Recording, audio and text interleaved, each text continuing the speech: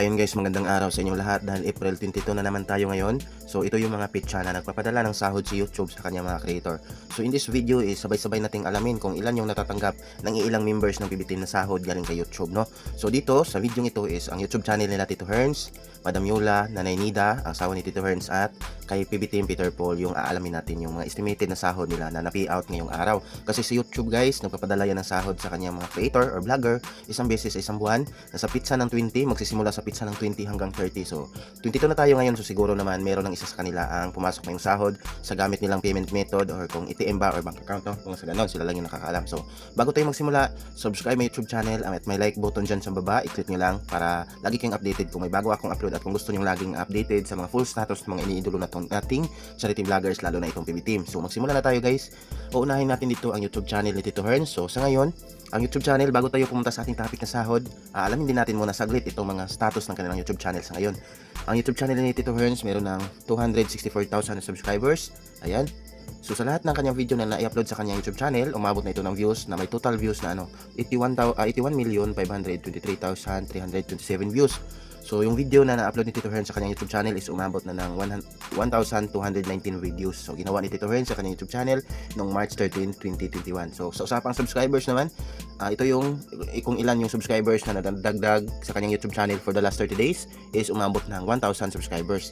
Sa usapang views, nadadagdag sa kanyang views sa kanyang YouTube channel for the last 30 days is 783,000 views. So congratulations kay Tito Herns. So punta na tayo dito sa ating topic na sahod ngayong buwan ng April niya.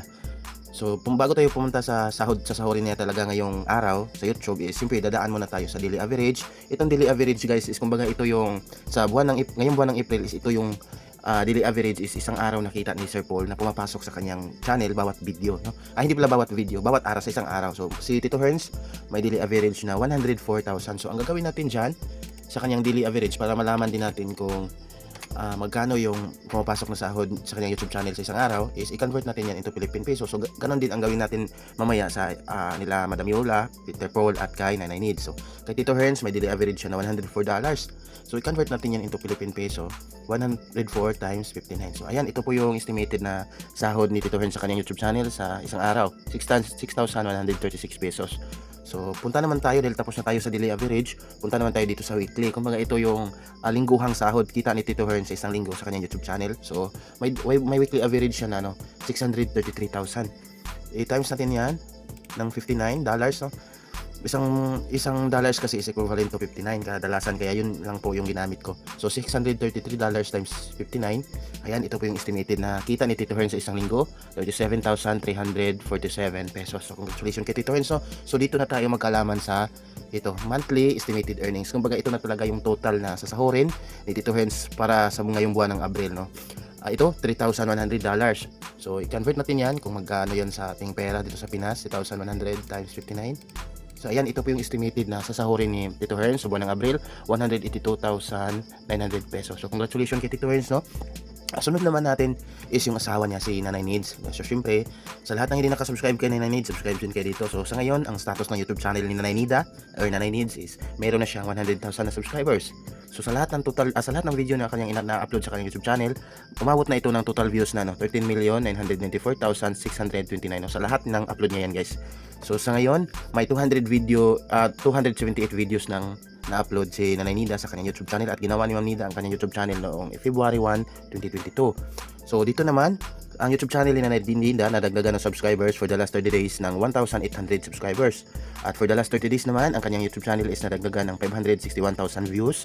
At dito tayo sa ating topic na sahod. Ang daily average ni Nanay Nida is $75.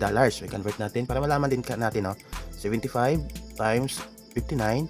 Ayan, ito yung estimated nakita ni Ma'am Nida sa isang araw sa kanyang YouTube channel, 4,425 pesos. So ang kanya namang weekly average is 372. 372 times 59. Ayan, ito yung estimated sahod ni Ma'am Nida sa isang linggo sa kanyang YouTube channel, 21,948 pesos. So congratulations kay Ma'am Nida, no? So dito na tayo magkaalaman sa kanyang monthly estimated earnings. Kumbaga ito talaga yung sasahurin niya ngayong buwan ng Abril. Meron siyang monthly estimated earnings na $2,200. So i-convert natin yan into Philippine peso, 2,200 times 59. So ayan, ito po yung estimated na sasahurin ni Ma'am Nida para sa ngayong buwan ng Abril, 129,800 pesos. So congratulations din kay Ma'am Nida.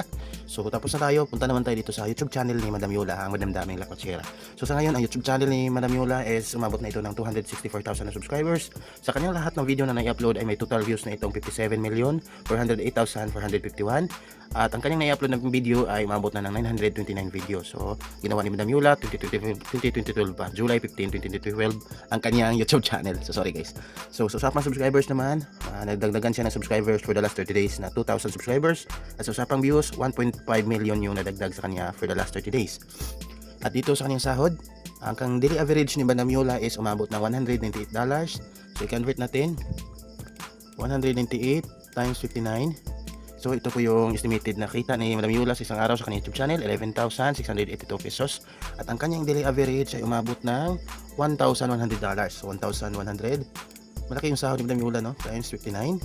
So ayan, ito po yung estimated na kita ni Madam Yola sa loob ng isang linggo, 64,900 pesos. Congratulations kay Madam Yola. At syempre dito na tayo sa kanyang monthly estimated earnings.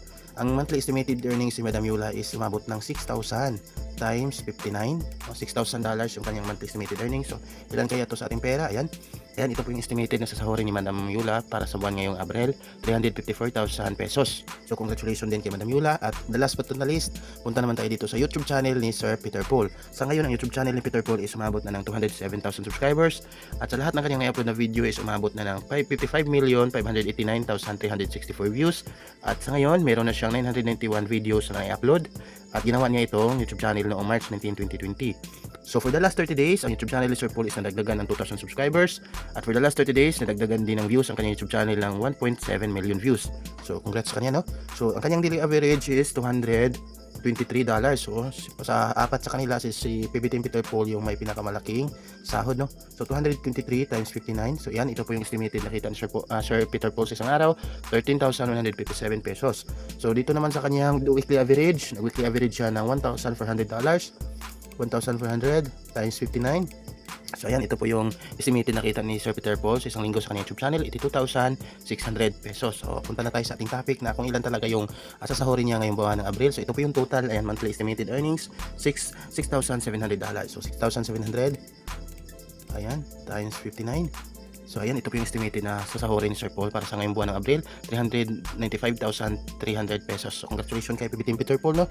So disclaimer lang guys, ang site nito is ginawa talaga na para mag-generate or ma-survey ng kahit anong YouTube channel at kahit sinong YouTube channel i-search niyo dito is lalabas talaga kahit nasa ibang bansa pa yan. At ito is estimated lang. Kung ano talaga yung totoong sinahod nila is sila lang yung nakakaalam, pero hindi po malayo dito yung kanilang sinasahod. So ayan, hindi po malayo dito ha. Kahit estimated yan, pero malapit lang po dyan yung sahod. Kumbaga maliit lang yung diferensya. So ayan, salamat sa pagpanood. At kung gusto niyo ng lagi ng ganitong video para lagi kang updated sa mga kanilang YouTube channel, so ayun guys, subscribe at i-like itong video. And God bless at maraming salamat sa inyong panood guys. Bye bye!